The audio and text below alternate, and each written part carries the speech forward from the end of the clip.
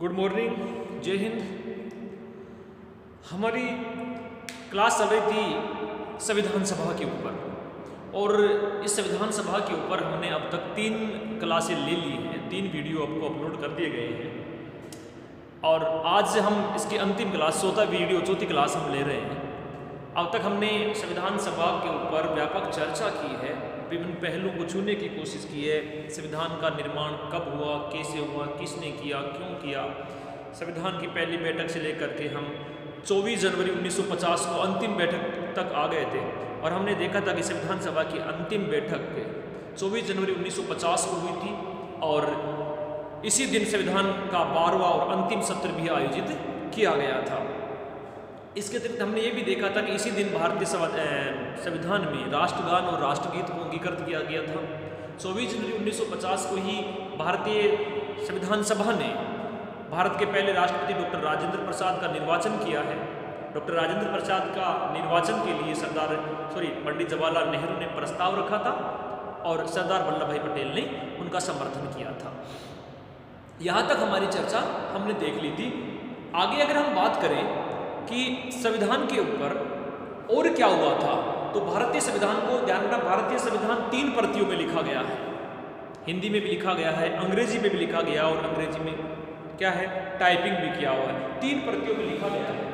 तो भारतीय संविधान को जो हस्तलिखित किया गया है, भारतीय संविधान को जो हाथ से लिखा गया है, भारतीय संविधान को हाथ से लिखने यानी हस्तलिखित करने का जो प्रस्ताव रखा है संविधान सभा में, भारतीय संविधान को हाथ से लिखने का जो प्रस्ताव दिया है वो दिया है संविधान सभा के सदस्य के.टी. साहा ने।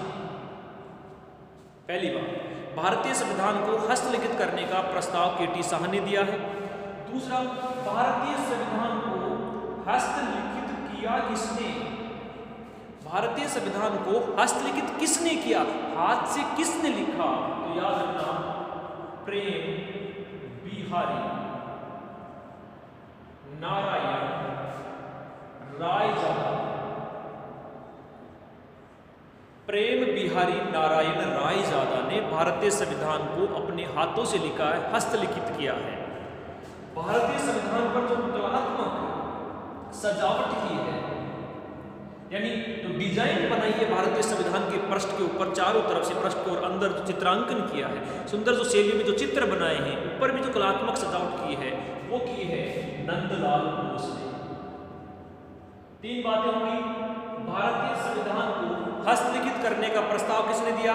तो संविधान सभा के सदस्य के.टी. साहा ने दिया। भारतीय संविधान सभा को हस्तलिखित किसने किया?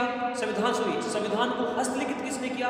संविधान को हाथ से किसने लिखा? तो प्रेम बिहारी नारायण रायजादा ने संविधान को अपने हाथ से लिखा। याद रखिए, इन्होंने भी जिस प्रकार B.N. राव ने संविधान में सहयोग देने के लिए किसी प्रकार का वेतन नहीं लिया था, उसी प्रकार प्रेम बिहारी नारायण रायजादा ने भी इनको अपने हाथ से लिखने के लिए कोई पैसा नहीं लिया। तो फिर क्या किया? बस इनकी एक ही शर्त थी कि मैं इनको हस्तलिखित करूंगा, लेकिन मैं इसके प्रत्येक पेज के अंत में मेरे हस्ताक्षर करूंगा। तो याद रखना, जो मूल संविधान हस्तलिखित है उसके प्रत्येक पेज पर नारायण रायजादा के हस्ताक्षर किए हुए हैं हिंदी में। उसके बाद इसमें जो कलात्मक सजावट दी है, ये कलात्मक सजावट दी है नंदलाल बोस ने। तो ये 3 बातें याद रखनी है। आगे भारतीय संविधान सभा के बारे में अनेक विद्वानों ने, या भारतीय संविधान जो बना है उसके बारे में अनेक विद्वानों ने अनेक बातें कही हैं, कुछ कथन कहे हैं प्रमुख लोगों ने। तो हम उन कथनों में हम कुछ कथन देखेंगे। एक विद्वान हुए हैं जॉन ऑस्टिन, ब्रिटेन के थे, और हमने पहले भी कहा था कि भारतीय संविधान के ऊपर इन्होंने बहुत काम किया है, संविधान विशेषज्ञ माने जाते हैं ऑस्टिन। उन ऑस्टिन ने क्या क्या कहा है भारतीय संविधान सभा के बारे में, कि भारतीय संविधान सभा तो एक दलीय देश का एक दलीय निकाय है।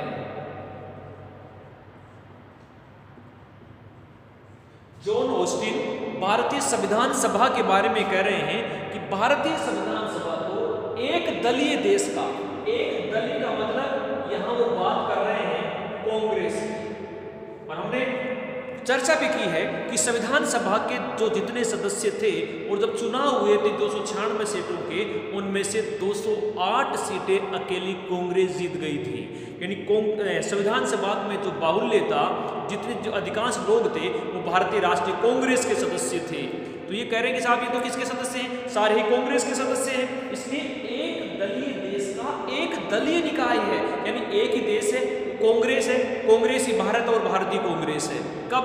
जब संविधान सभा का निर्माण किया जा रहा था। तो जॉन मॉर्सन कह रहे हैं कि संविधान सभा तो एक दलीय देश का एक दलीय निकाय है। उसी प्रकार से ब्रिटेन के एक विद्वान और में लॉर्ड साइमन, राजनीतिज्ञ हैं लॉर्ड साइमन भी संविधान सभा के बारे में क्या कह रहे हैं? लॉर्ड साइमन कह रहे हैं कि संविधान सभा तो हिंदुओं की संस्था है। यानी अंग्रेज हमारा जाने के बाद भी पीछा नहीं छोड़ते। देश आजाद हो गया, अंग्रेज चले गए, लेकिन उसके बाद भी वो फूट डालने से बाज नहीं आ रहे। अब भी वो भारतीय लोगों में फूट डालने की कोशिश कर रहे हैं। धर्म के आधार पर हमने भारत का विभाजन कर लिया। उसके बाद भी ब्रिटेन के राजनीतिज्ञ लॉर्ड साइमन भारतीय संविधान सभा के बारे में, जब संविधान बन गया उस समय क्या कह रहे हैं कि भारतीय संविधान सभा तो हिंदुओं की संस्था है। अरे भाई, हिंदुओं की संस्था, अधिकांश लोग हिंदू हैं तो इसमें कहाँ दिक्कत है? क्योंकि हमने संविधान सभा के जब चुनाव करवाए थे उसमें हमने 389 जो सीटें थी उसमें 93 सीटें देशी रियासतों को निकाल दीजिए। सीटें कितनी बचती हैं? 296, 296 सीटें बचती हैं। 292 ब्रिटिश राज्यों से, 4 देश चीफ कमिश्नर प्रांतों से। उन 296 सीटों में से हमने 78 सीटें मुस्लिम लीग के लिए यानी मुसलमानों के लिए आरक्षित की हैं। 78 सीटें हमने दे दी ना आपको 296 में से। और उसके बाद भी जब भारत का विभाजन हो गया तो मुस्लिम लीग के मुस्लिम प्रतिनिधि तो कहाँ चले गए? पाकिस्तान चले गए।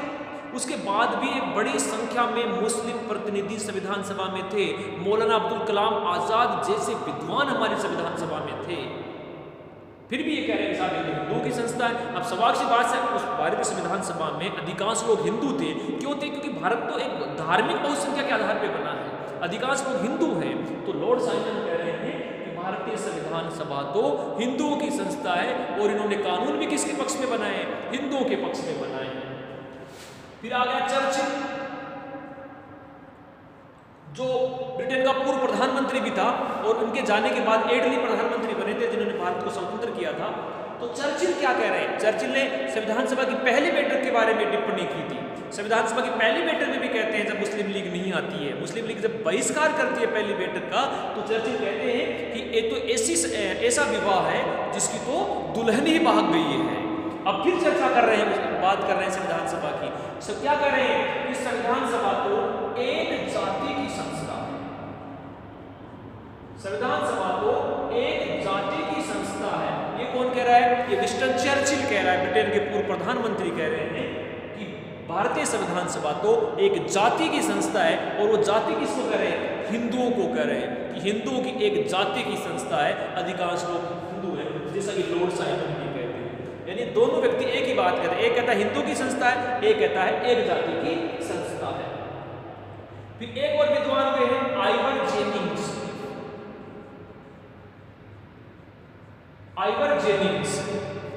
आइवर जेनिंग्स भारतीय संविधान का व्यापक अध्ययन करते हैं और अध्ययन करने के बाद ये भारतीय संविधान को क्या कहते हैं?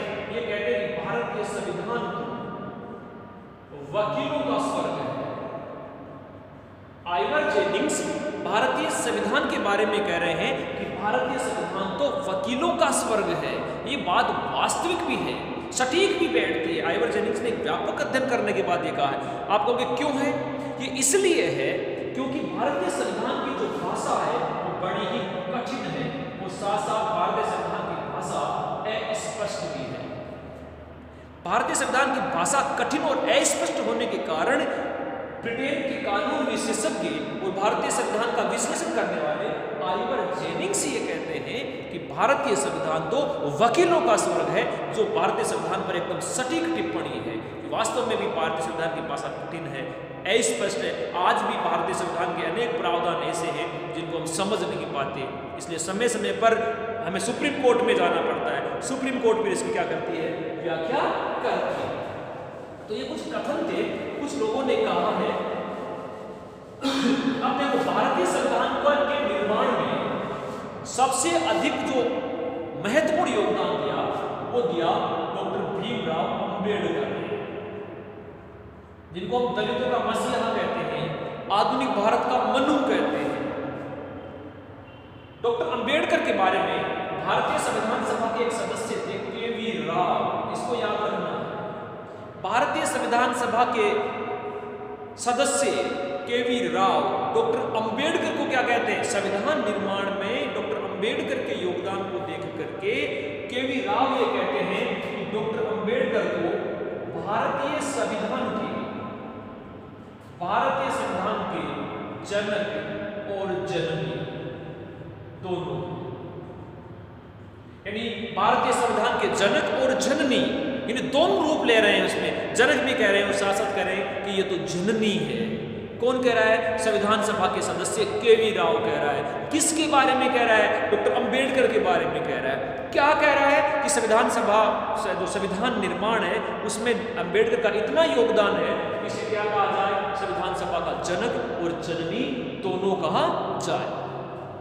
संविधान सभा के जो अध्यक्ष थे डॉक्टर राजेंद्र प्रसाद अंबेडकर को क्या कहते हैं? कि अंबेडकर को भारतीय संविधान के दक्ष पायलट है। डॉक्टर राजेंद्र प्रसाद अंबेडकर के बारे में कह रहे हैं कि अंबेडकर तो भारतीय संविधान के दक्ष पायलट है, जिसने अपने नेतृत्व में इस संविधान को एक नई दशा और एक नई दिशा दी है। तो ये कुछ बातें अंबेडकर के बारे में भी कही गई है। ठीक है, ये हो गई। अब हमारी रह गई प्रमुख समितियां। कौन कौन सी समितियां बनाई गई थी और उनके अध्यक्ष कौन कौन थे? तो प्रमुख समितियों की अगर हम बात करें तो पहली समिति की बात आती है प्रारूप समिति। और प्रारूप समिति के अध्यक्ष आपको पता ही है, 29 अगस्त 1947 में ये बनी थी और इसके अध्यक्ष बनाए गए थे डॉक्टर भीमराव अंबेडकर। 7 सदस्य थी, एकमात्र कांग्रेसी के मुंशी थे। एक बात तो हो गई ये, यानी प्रारूप समिति बनाई गई, 7 सदस्य समिति थी और इसके अध्यक्ष डॉक्टर भीमराव अंबेडकर थे। दूसरी और कौन कौन सी समितियां बनी? तो एक बनी संघीय संविधान समिति। संघीय संविधान समिति केंद्र के बारे में कानून बनाने के लिए बनी, इसका नाम था संघीय संविधान समिति। इसके अलावा बनी संघ शक्ति समिति।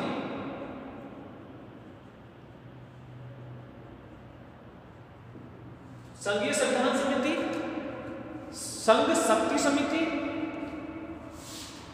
प्रांतीय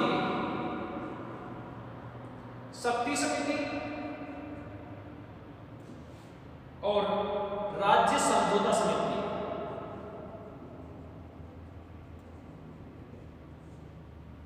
ये 4 समितियां हैं।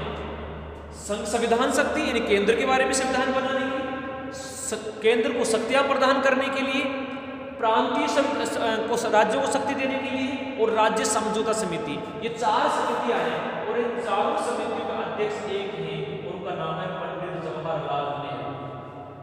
भारतीय संविधान सभा में 3-4 लोक शक्ति के स्तंभ थे जिनके पास अधिकांश शक्ति थी, जिनमें डॉक्टर भीमराव अंबेडकर, पंडित जवाहरलाल नेहरू, सरदार वल्लभ भाई पटेल और डॉक्टर राजेंद्र प्रसाद। ये वो लोग थे जो भारतीय संविधान के शक्ति स्थल कहलाते हैं, संविधान सभा में शक्ति के केंद्र कहलाते हैं। तो 4 समितियां थी और इन चारों समितियों के जो अध्यक्ष थे वो कौन थे? वो थे पंडित जवाहरलाल नेहरू। इसके अलावा प्रांतीय संविधान समिति, राज्यों के बारे में संविधान बनाने की जो शक्ति थी, प्रांतीय संविधान समिति। और मूल अधिकार व अल्पसंख्यक समिति, 2 समितियां होंगी। राज्यों का संविधान कैसे बनेगा, मूल अधिकारों पर क्या होगा, और अल्पसंख्यक समिति होगी। ये 2 महत्वपूर्ण समितियां थी और इन दोनों महत्वपूर्ण समितियों के अध्यक्ष थे तत्कालीन गृह मंत्री और रियासती विभाग के प्रमुख, भारत के पहले उप प्रधानमंत्री सरदार वल्लभ भाई पटेल। कौन सी? प्रांतीय संविधान समिति, मूल अधिकार समिति और अल्पसंख्यक समिति, इनके अध्यक्ष सरदार वल्लभ भाई पटेल थे। अब यहाँ एक महत्वपूर्ण प्रश्न निकलता है, दो समितियां हैं, मूल अधिकार समिति और अल्पसंख्यक समिति, इसकी दो उप समितियां थी, इनकी दो उप समितियां यानी सरदार पटेल के नीचे इनकी दो उप समितियां बनाई गई थी। कौन कौन सी? एक तो बनाई गई थी मूल अधिकार उप समिति और एक बनाई गई थी अल्पसंख्यक उप समिति। मुख्य समिति के अध्यक्ष तो सरदार वल्लभ भाई पटेल हैं। दो समितियां बनी, मूल अधिकार उप समिति और अल्पसंख्यक अधिकार उप समिति। जो मूल अधिकार उप समिति है, इस मूल अधिकार उप समिति के जो अध्यक्ष हैं वो तो थे आचार्य जे.बी. कृपलानी। मूल अधिकार उप समिति के अध्यक्ष थे आचार्य जे.बी. कृपलानी और अल्पसंख्यक जो समिति थी इसके अध्यक्ष थे एच.सी. मुखर्जी, जो संविधान सभा के उपाध्यक्ष थे। सरदार वल्लभ भाई पटेल के अधीन मौलिक अधिकार व अल्पसंख्यक समिति के नीचे दो उप समितियां बनाई गई। पहली थी मौलिक अधिकारों के संबंध में उप समिति और मौलिक अधिकारों के संबंध में उप समिति के अध्यक्ष थे आचार्य जे.बी. कृपलानी। दूसरी समिति थी अल्पसंख्यकों से संबंधित उप समिति और इसका अध्यक्ष बनाया गया एच.सी. मुखर्जी, जो संविधान सभा के सदस्य थे। ठीक है, उसके बाद में दो हो गई, अम्बेडकर हो गए, नेहरू जी हो गए, सरदार वल्लभ भाई पटेल। यानी ये समितियां थी, बहुत सारी समितियों ने मिलकर के संविधान बनाया है। यानी कि सारे लोगों ने मिलकर अलग अलग योग्यता के हिसाब से भारतीय संविधान सभा ने अपनी टीम बनाई कि कौन अधिकारों के बारे में कौन बात करेगा, अल्पसंख्यकों के बारे में कौन करेगा, केंद्र के बारे में कानून कौन बनाएगा, राज्यों के बारे में कानून कौन बनाएगा। इस संविधान में स्पष्ट रूप से हमने कमेटियां बना दी, अलग अलग प्रमुख कमेटियां बना दी। उसके बाद में अगली कमेटी आती है प्रक्रिया व नियम समिति। प्रक्रिया व नियम समिति, इसके बारे में कई बार कंपटीशन एग्जाम में प्रश्न भी पूछा जा चुका है कि प्रक्रिया व नियम समिति के अध्यक्ष कौन होते हैं, एक बात। दूसरा, संविधान की संचालन समिति। प्रक्रिया व नियम समिति, संचालन समिति और राष्ट्र ध्वज पर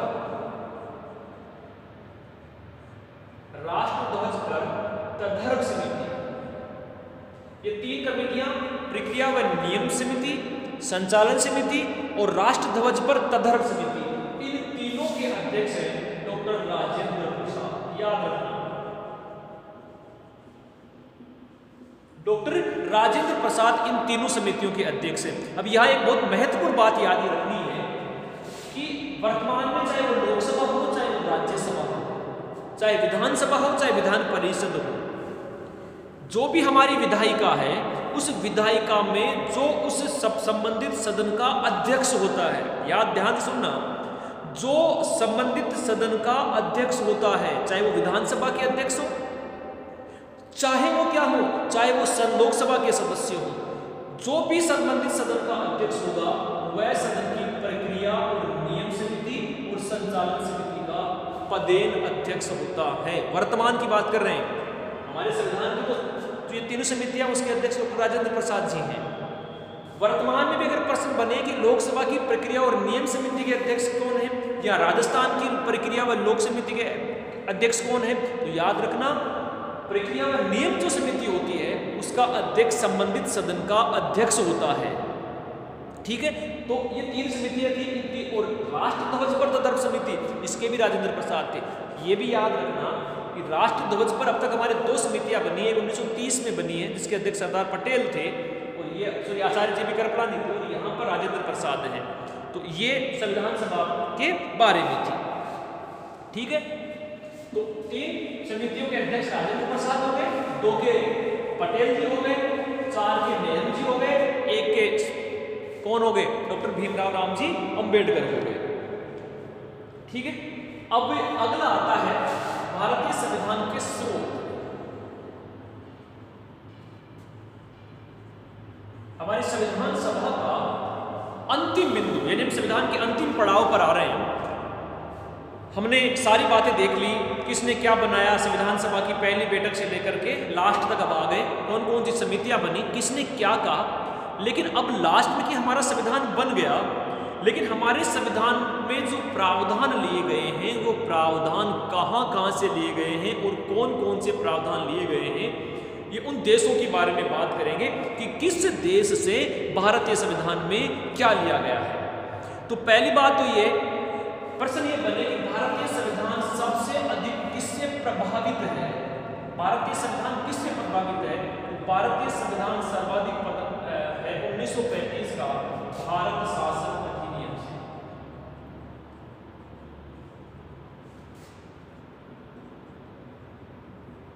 और इस भारत शासन अधिनियम पर हम एक अलग से क्लास लेंगे, पूरा एक चैप्टर चलेगा हमारा भारत शासन अधिनियम 1935। सबसे ज्यादा भारतीय संविधान अगर सर्वाधिक किसी से प्रभावित है तो 1935 के भारत शासन अधिनियम से है। क्यों है? क्योंकि 1935 में अंग्रेजों ने भारत का शासन चलाने के लिए एक अधिनियम लेकर के आए थे, 1935 का भारत शासन अधिनियम, और ये 1935 का अधिनियम 1947 तक लागू रहा। सॉरी, 26 जनवरी 1950 तक लागू रहा, फिर हमने हमारा संविधान लागू कर दिया।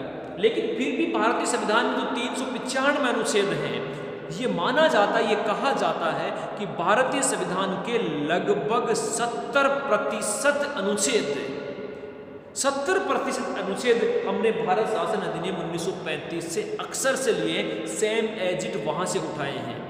तो भारतीय शासन जो संविधान है वो सर्वाधिक 1935 के शासन अधिनियम से प्रभावित है।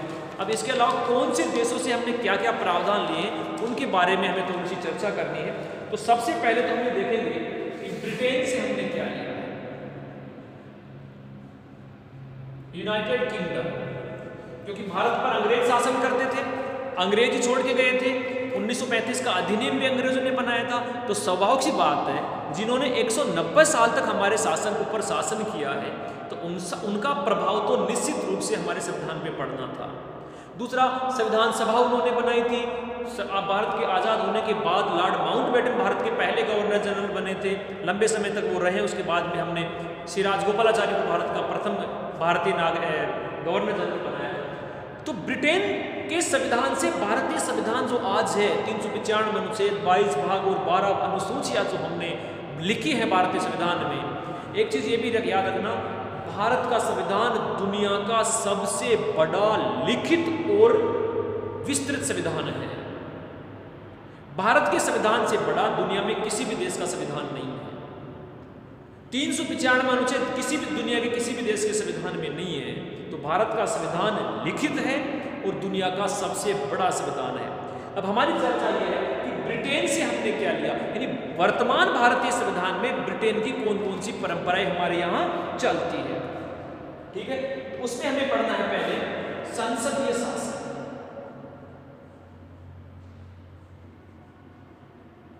तो वर्तमान में हमारे संसदात्मक शासन है, प्रतिनिधित्वात्मक शासन है कि संसद के माध्यम से चुने हुए प्रतिनिधि भारत में शासन करेंगे। ये संसदीय शासन कह दो या भारत की जो संसद है, ये भारत की संसद हमने ब्रिटेन से ली है। ब्रिटेन की एज इट कॉपी है। ब्रिटेन की संसद के भी 3 अंग है, प्रतिनिधि सभा, लोड सभा, सॉरी कॉमन सभा और लोड सभा, और एक महारानी। उसी प्रकार भारतीय संविधान की जो संसद है उसमें भी 3 अंग है, एक लोकसभा, एक राज्यसभा और एक राष्ट्रपति। हमने वहाँ महारानी है, हमारे राष्ट्रपति चलता है, वहाँ प्रतिनिधि सभा चलती है, हमारे लोकसभा कॉमन सभा चलती है, हमारे लोकसभा चलती है, वहाँ लोक सभा चलती है, हमारे यहाँ राज्यसभा चलती है। तो हमने संसद जो ली है वो संसद हमने कहाँ से ली है? ब्रिटेन से ली है, और ब्रिटेन से प्रभावित होकर के भारतीय संसद चलती है। एक बात तो ये हो गई। दूसरा, विधि का शासन। विधि का शासन आर्टिकल 14, हमारे देश का शासन कानून के अनुसार चलेगा, और ये बातें हमने कहां से ली है? ये बात भी हमने ब्रिटेन से ली है, विधि के शासन के बारे में, कि हमारा शासन जो है वो कानून के प्रावधानों के अनुसार चलेगा। विधि के शासन की बात हम कहां से लेते हैं? ब्रिटेन से लेते हैं। बेटा 10 मिनट बाद में, ठीक है, 10 मिनट बाद में आना।